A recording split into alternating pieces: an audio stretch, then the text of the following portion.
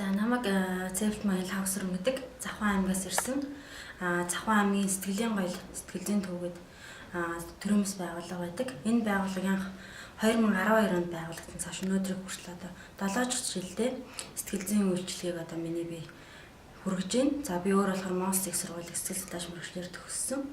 За тэгээд энэ сургалтын тухайд гэхээр миний хувьд одоо гэр бүлийн хүчирхийллийн асуудлаар халан одоо бэлгийн хүчирхийлэлд өрсөлдсөн насан туршийн бүх хүүхэд эмэгтэйчүүдтэй ажилладаг юм байгаа. Тийм учраас одоо энэ арт терапийн арга техникүүдийг ашиглаж одоо сэтгэл зүйн төлөмжүүлэлтийг хүргэх зорилготойгоор анхны сургалтанд суусан.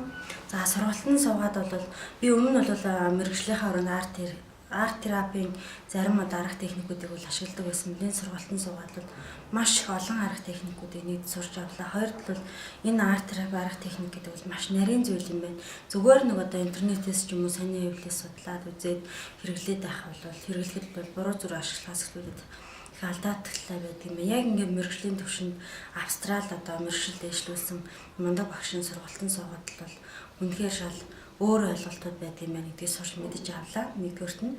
За хоёрдугаарт нь миний би одоо аймгийн нэг цэгийн үйлчлэгийн төв буюу хүчирхийллийн охирогчдыг хамгаалах байранд сэтгэл зүйчээр давхар ажилладаг байгаа.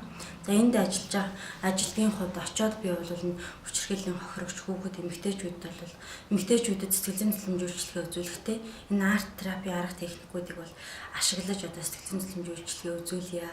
Одоо ер нь хүчирхийлэлд ортсон, өртсөн, сэтгэл зүйн цочрол авсан хүмүүстэй ажиллахад бол үгээр илэрхийлэхэд харилцаад бас хүндрэлтэй сэтгэл зүйн үйлчлэгүүд хүндрэлтэй тохиолдол маш их гардаг.